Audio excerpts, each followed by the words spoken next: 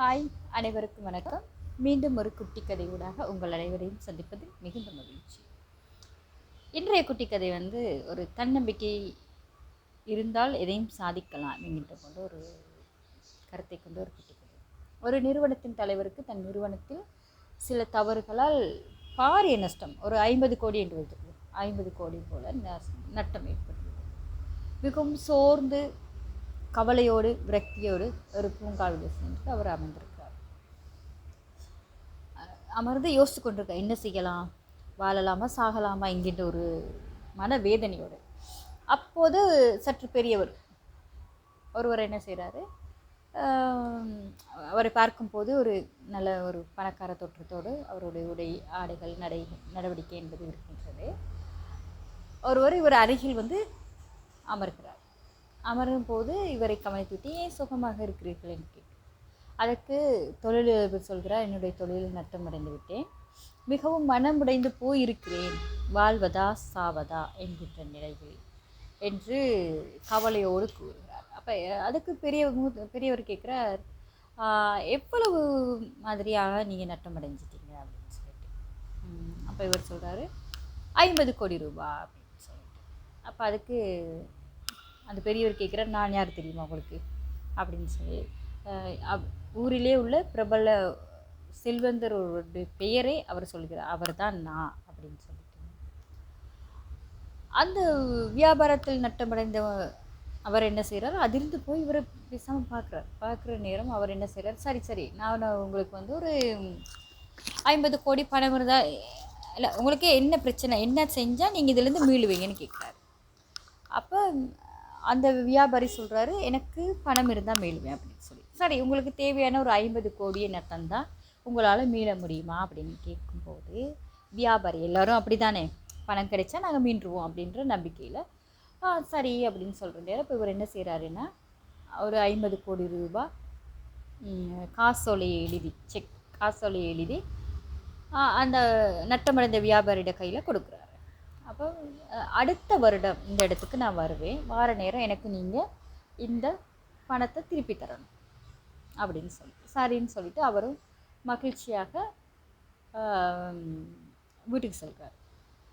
வீட்டுக்கு போன பிறகு அவர் என்ன செய்கிறார், மறுபடியும் அந்த காசோலையை மிகவும் பத்திரப்படுத்தி வைத்துவிட்டு தன்னுடைய நிறுவனத்திற்கு நிறுவனத்தில் உள்ள ஊழியர்கள் அனைவரையும் அழைத்து ஏன் நட்டம் ஏற்பட்டது, என்ன காரணம் என்பதை ஆராய்கிறார்.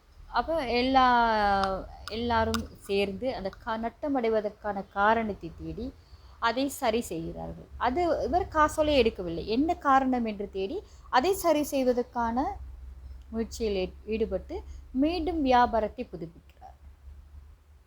எங்கு தவறு நடக்கிறது என்று தெரிந்தாலே எங்களுடைய பாதி பிரச்சனை தீர்ந்துவிடும் அல்லவா, அதுபோல அடுத்த வருடம் இவரே 550 கோடி ரூபாய் சம்பாதித்து விடுகிறார். அதுவரை அந்த காசோலை எடுக்கவில்லை. தனக்கு ஒரு பணம் இல்லாத நிலையில் எனக்கு உதவும் என்று அந்த காசோலை வைத்திருந்தாலும் அதை எடுக்கக்கூடாது என்கின்ற மன உறுதியுடன் அவர் என்ன செய்கிறார், அந்த வியாபாரத்தை மேற்கொள்ளும் போது 550 கோடி சம்பாதித்து விட்டு ஒரு வருடம் நிறைவடைகிறது. அன்று அந்த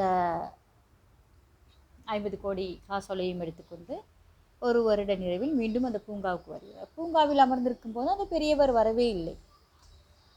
வராத போது இவர் மனவாட்டத்துடன் இருக்கிறார். அந்த பெரியவரோடு வரும் ஒரு மூதாட்டியையும் அந்த இடத்திற்கு வருகிறார். வரும்போது, ஏன் அம்மா அந்த உங்களுடைய வர அந்த பெரியவர் எங்கே என்று கேட்கும்போது, அந்த அம்மா ஏன் அவரை கேட்குறீங்க அப்படின்னு அந்த மூதாட்டி சொல்கிறார். இல்லை, நான் கேட்டேன், இல்லை அவருக்கு மனநிலை சரியில்லை, அவர் காசோலையை எடுத்து எல்லோரிடமும் கொடுத்து கொண்டிருக்கிறார், அதனால் அவரை நாங்கள் வீட்டிலே வைத்து கொண்டிருக்கிறோம் அப்படி.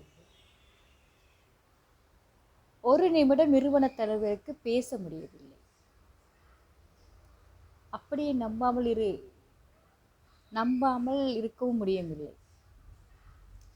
அந்த காசோலை என்கின்ற நம்பிக்கையில், தனக்கு 50 கோடி ரூபாய் பணம் இருக்கின்ற நம்பிக்கையில் அவர் தன்னுடைய நட்டத்தை சரி செய்து கொண்டு போய்விட்டார். அது உண்மையில் செல்லாத காசோலை என்று தெரிந்திருந்தால் அவரால் மீண்டும் முயற்சி செய்திருக்க இயலாது. அது தெரியாமலே அவர் அறியாமலே அதை நம்பி தனக்கு ஒரு பக்கபலமாக பணம் இருக்கிறது என்ற நம்பிக்கையில் அவர் வாழ்க்கையில் முன்னே ஓடியதால் இன்று பெரும் பணக்காரராக மீண்டும் மாறிவிட்டார். இந்த நம்பிக்கையை கற்றுத்தந்த அந்த மனநோயாளி குடும்பத்தையே வாழ்நாள் முழுவதும் இவர் இருந்து காப்பாற்றினார். தன்னம்பிக்கை எதையும் வீழ்த்தும் அபார சக்தி மிக்கது. தன்னம்பிக்கை இருந்தால் நீங்கள் எதையும் சாதிக்கலாம். பணம் இருக்கின்ற அந்த தன்னம்பிக்கை தான் அந்த நட்டமடைந்த அந்த வியாபாரியை மீண்டும் உயர்த்துவதற்கான வாய்ப்பை கொடுத்தது. அதனால் வாழ்க்கையில் எப்பொழுதுமே நீங்கள் தன்னம்பிக்கையை விட்டு விடாதீர்கள். தன்னம்பிக்கை என்பது உங்களுடன் எப்பொழுதும் இருக்கும்போது நீங்கள் பலருடைய உதவியோடு இருக்கும் ஒரு நிலையை உணர்வீர்கள். தன்னம்பிக்கையோடு வாழுங்கள். நன்றி, வணக்கம். மீண்டும் ஒரு காலொலியாக உங்கள் அனைவரையும் சந்திக்கிறேன். நன்றி, வணக்கம். நான் உங்கள் தாமரை. நன்றி.